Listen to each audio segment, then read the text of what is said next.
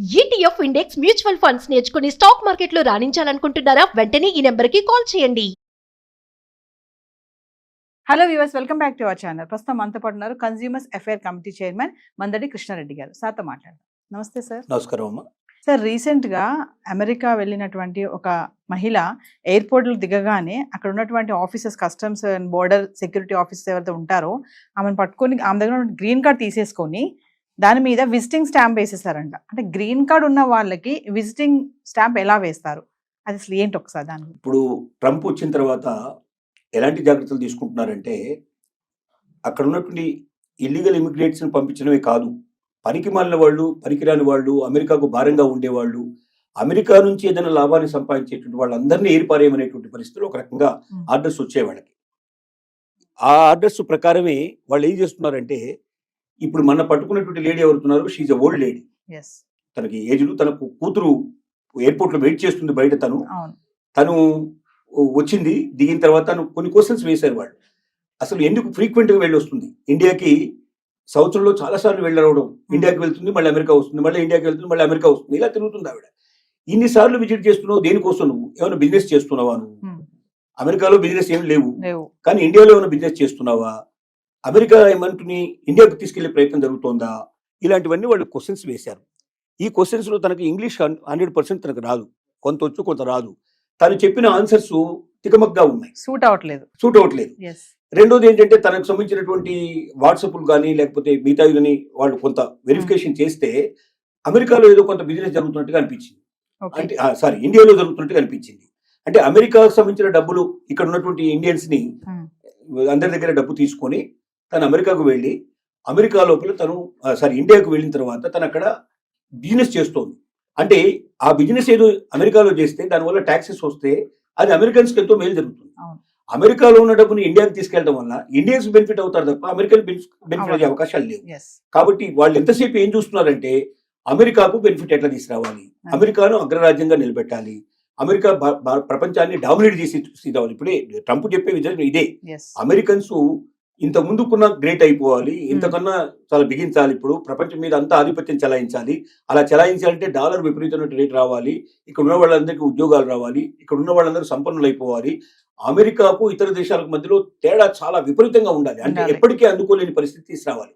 అలాంటి పరిస్థితికి నేను తీసుకొస్తానని చెప్పి ప్రామిస్ చేశాడు ట్రంప్. అందుకే ఓట్లు వేశారు. ఓట్లు వేసిన తర్వాత ఏం చేశాడు, ఇల్లీగల్ ఇమిగ్రెంట్స్ ని సంఖ్యలు వేసి మరి తీసుకొచ్చి ఆ దేశాల్లో మొదలుపెట్టాడు. సంఖ్యలు వేయడం అంటే మరి తెలుసు కదా, మరి అట్లాంటి ఆర్థిక నేరస్తుల్లో మిగతా వాళ్ళని చేసినట్టుగా తీసుకొచ్చేస్తున్నారు. ఇండియాకు తీసుకొచ్చిన వాళ్ళని కూడా సంఖ్యలు వేసి పట్టుకొచ్చారు. ఇప్పటిదాకా వచ్చినట్టు విమానాలనే అంటాకి వచ్చాయి. సరే, మోడీ వెళ్ళి మనం రిక్వెస్ట్ చేసి మా వాళ్ళని మేము తీసుకొచ్చుకుంటాం, మీరు తీసుకురావాల్సిన అవసరం లేదు, మీరు ఎవరెవరు ఉన్నారు ఇల్లీగల్స్ మీరు గుర్తించండి, వాళ్ళు మాకు అప్పచెప్పండి, మేము తీసుకొచ్చుకుంటాం అని చెప్పాడు. బహుశా అది ఆచరణలోకి రావచ్చు. ఈ లేడీ విషయంలో ఏం జరిగిందంటే, ఒకటి తను సరిగ్గా ఆన్సర్స్ చెప్పకపోవడం వల్ల, తికమక అవడం వల్ల, టాలీ కాకపోవడం వల్ల ఒకటైంది. రెండోది వాళ్ళకి అర్థమైంది ఏంటంటే, ఈవిడ ఇండియాలో వ్యాపారాలు చేస్తోంది, అందుకే ఫ్రీక్వెంట్ గా అమెరికాకు వస్తుంది. అమెరికాలో ఉన్న డబ్బుని ఏదో రకంగా ఇండియాకు వెళ్ళేట్టు చేసి, ఇండియాలో దాని ద్వారా వ్యాపారాలు చేసి ఇండియాకు లబ్ధి చేస్తుంది తప్ప అమెరికాకు లాస్ చేస్తుంది. అమెరికాకు దీనివల్ల ఏ రకమైన ఉపయోగం లేదు, పైపెచ్చు నష్టం వస్తున్నట్టుగా వాళ్ళకి అనుమానాలు వచ్చాయి. అనుమానాల వల్ల ఏం చేశారంటే, ఈవిడికి పర్మనెంట్ వీసాని, గ్రీన్ కార్డుని క్యాన్సిల్ చేసేసి నీకు టెంపరరీ వీసా, టూరిస్ట్ వీసా నీకు మంజూరు చేస్తున్నాం అన్నట్టుగా ఆ పాస్పోర్ట్ వాళ్ళు స్టాంపింగ్ చేసి ఇచ్చారు. అంటే ఇంకా భవిష్యత్తులో ఇది చేయడానికి వీళ్ళని పరిస్థితులు కనిపించారు. అంటే దీని అర్థం ఏమిటంటే, ఇది ఈవిడకు ఒక్కదానికే కాదు, ప్రపంచంలో అందరికీ దీని ద్వారా ఒక సందేశం పంపించారు. ఎవడైనా వేస్ట్ ఫెలోస్ ఉంటే అమెరికా లోపల వాళ్ళు కూడా మూటామూలి సర్దుకొని మీరు వెళ్ళిపోండి. రెండోది, ఇక్కడ ఉన్నటువంటి సంపదను తీసుకెళ్లి మీ దేశాల లోపల మీరు వ్యాపారాలు చేసుకోవడానికో లేదా అక్కడ మీరు వేరుకో లబ్ధి చేకూర్చే ప్రయత్నం మీరు చేసేటువంటి వాళ్ళు ఉన్నారో వాళ్ళందరూ జాగ్రత్త పడండి. ఇక నుంచి భవిష్యత్తులో ఇది నడవు, ఇది ఫస్ట్ కేసు కాదు, అంటే ఇది ఒకటే కేసు కాదు, ఇంకా భవిష్యత్తులో 100 కేసులు 1000 కేసులు జరిగే అవకాశాలు ఉన్నాయి అని అందరికీ హెచ్చరిక పంపించడానికి దీన్ని ఒక ఉదాహరణగా చేశారు. ఇప్పుడు దీనివల్ల మిగతా వాళ్ళందరూ సర్దుకునే పరిస్థితి స్టార్ట్ అయింది, అలర్ట్ గా అవుతారు. అది ఇంకోటి, భాష సరిగ్గా రానటువంటి వాళ్ళు ఖచ్చితంగా ఇంకొకరు భాష వచ్చిన వాళ్ళ వెంటనే ఇద్దరు కలిసి రావాలి తప్ప ఒక్కరే ఒంటరిగా ప్రయాణం చేయడం వల్ల కూడా డేంజర్ అయ్యే పరిస్థితి ఉంది. రేపొద్దున అసలు ఏమీ లేని వాళ్ళు కూడా, ఏదో వాళ్ళ పిల్లల్ని చూడడానికి వెళ్ళిన వాళ్ళు కూడా సరిగ్గా ఆన్సర్ చెప్పకపోతే, గతంలో వీళ్ళకి సాయంగా వాళ్ళే ఇచ్చేవాళ్ళు. ఎవరన్నా భాష తెలిసిన వాళ్ళని, లాంగ్వేజ్ ఎవరైతే చేస్తారో దుబాసీలు అంటారో వీళ్ళని పెట్టి వీళ్ళకి సాయం చేసేవాళ్ళు. ఇక నుంచి సాయం చేయరు వీళ్ళు, ఎందుకంటే వీలైనంత వరకు అమెరికాకు వచ్చే వాళ్ళని తగ్గించాలనుకుంటున్నారు, పెంచాలనుకోవటం లేదు. టూరిస్ట్ వీసా కింద వచ్చిపోతే వాళ్ళకి అభ్యంతరం లేదు. వచ్చి ఓ నెల 2 నెలలు మ్యాక్సిమం 6 months టైం ఇస్తారు. 6 monthsలో మీరు అమెరికా అంతా తిరగండి, డబ్బంతా ఖర్చు పెట్టండి, మాకు బాగా వచ్చేది చేయండి, మాకు ట్యాక్సీలు వచ్చేది చేయండి, మా వాళ్ళకి ఇక్కడ అమ్మకాలు జరిగేటట్టు చేయండి, మావి కొనుక్కుపోండి. కానీ మీరు ఉన్నవి మా దగ్గర అమ్మడానికో లేకపోతే మా డబ్బును దోచుకుపోవడానికో మా ట్యాక్సెస్ని తగ్గించడానికో మేము ఇక్కడ సిద్ధంగా లేవు. కాబట్టి ప్రపంచ ప్రజలారా జాగ్రత్త పడండి.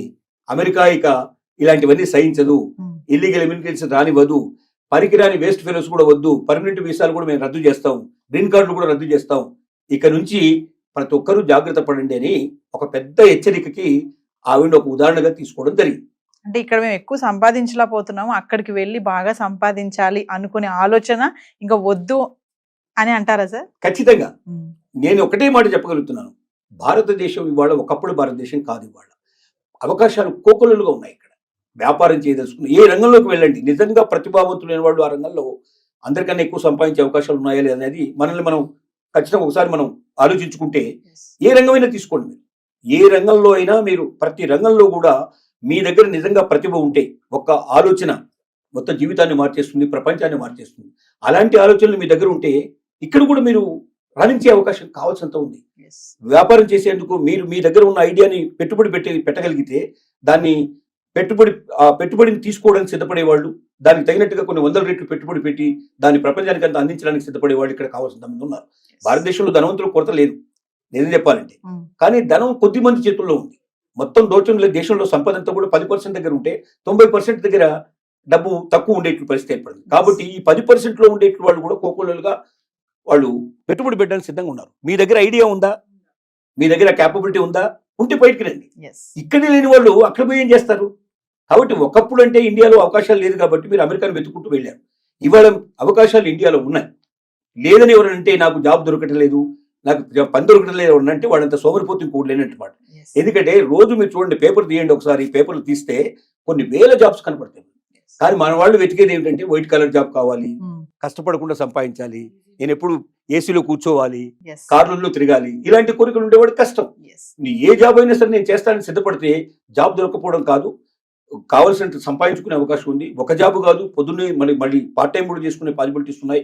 కాబట్టి నేను ఒకటే చెప్పగలుగుతున్నా ఏంటంటే, అలాంటి అమెరికాకు వెళ్ళి అక్కడ బందీలుగా మనం పట్టుబడి సంఖ్యలు వేయించుకొని ఈ దేశానికి వచ్చి ఆ అవమానాలు భరించేదానికన్నా మీ దగ్గర శక్తి ఉంటే, క్యాపబిలిటీ ఉంటే ఈ ఐడియాని ఎలాగ బయటకు తీసుకురావాలి, ఎలాగా ఇవాళ సోషల్ మీడియా కావాల్సినంత తీసుకుంది. మీకు మీ దగ్గర ఒక మంచి ఐడియా ఉంటే మీరు సోషల్ మీడియాకి ఇవ్వండి, ఆటోమేటిక్గా ఎవరు చేరాలో వాడు చేరుతుంది. మిమ్మల్ని వెంటనే వాడే పిలుస్తాడు, వెతుక్కుంటూ వస్తాడు మిమ్మల్ని. కాబట్టి ప్రతిభావంతులారా, మీ ప్రతిభని వేరే దేశాలకు అమ్మడానికి ప్రయత్నం చేయకండి. మన దేశంలోనే మీరు తీసుకొని మీరు రాణించండి. మీరు దాని ద్వారా మన దేశానికి సేవ చేయండి అని చెప్పి మరొకసారి విజ్ఞప్తి చేయాల్సి వస్తుంది. అంటే సార్ ఒక విషయం ఫైనల్ గా చెప్పండి సార్, గ్రీన్ కార్డ్ హోల్డర్స్ ఎవరైతే ఉన్నారో వాళ్ళందరూ కూడా జాగ్రత్తగా ఉండాలి, లేదంటే వాళ్ళ వీసా కూడా రద్దు అయిపోయే ఛాన్సెస్ ఉంది, గ్రీన్ కార్డ్ కూడా పోవచ్చు. ఎంత క్లియర్ గా చెప్పాడంటే, గ్రీన్ కార్డు ఉన్న వాళ్ళ పిల్లలు కూడా అమెరికన్స్ కాదని చెప్పేశాడు. ఇంకా దాని అర్థం ఏంటి? గ్రీన్ కార్డ్ అనేది ఒక పత్రం మాత్రమే, ఒక పేపర్ మాత్రమే. అంటే నువ్వు అక్కడ జాబ్ చేస్తున్నావు, నీకు ఒకవేళ ఆ జాబ్ ఆల్రెడీ నీకు పద్ధతి ప్రకారం వచ్చి ఉంటే ఆ జాబ్ చేసుకోవడం నీకు పనికి వస్తుంది. కానీ నువ్వు పర్మనెంట్ రెసిడెన్సీ రాకుండా, పర్మనెంట్ రెసిడెంట్ అనేది మళ్ళీ వేరే, పర్మనెంట్ రెసిడెన్సీ నీకు రాకుండా, నువ్వు రెసిడెంట్ కాకుండా అక్కడ నీకు అమెరికా లోపల అమెరికా పౌరసత్వం నీకు లేదు. అమెరికా పౌరసత్వం అంటే గ్రీన్ కార్డు యొక్క వాల్యూ ఎంత? తాత్కాలికమైంది తప్ప ఏం లేదు. అంటే L1 వీసా లాంటిది ఒక రకంగా చెప్పాలంటే గ్రీన్ కార్డు కూడా. L1 వీసా 3 ఏళ్ళు పనిచేస్తే గ్రీన్ కార్డు ఒక 5 ఏళ్ళు పనిచేస్తుంది, 10 ఏళ్ళు పనిచేస్తుంది, లేదా వాడికి ఎప్పుడు కోపం వస్తూ అప్పుడు పంపించేస్తాడు. కాబట్టి గ్రీన్ కార్డు ఉన్నంత మాత్రంలో నేను అమెరికన్ని, ఇంకా నాకు ఏ రకమైనటువంటి ఆపద లేదు, నేను లైఫ్ లాంగ్ ఇక్కడే ఉంటానని ఎవరన్నా కళ్ళు కంటే ఆ కళలు కళ్ళని చెప్పి నిరూపించడానికే మన ఆ లేడీ ఉదంతం అనేది ఒక రకంగా చెప్పుకోవచ్చు. థ్యాంక్ యూ అండి, నమస్కారం.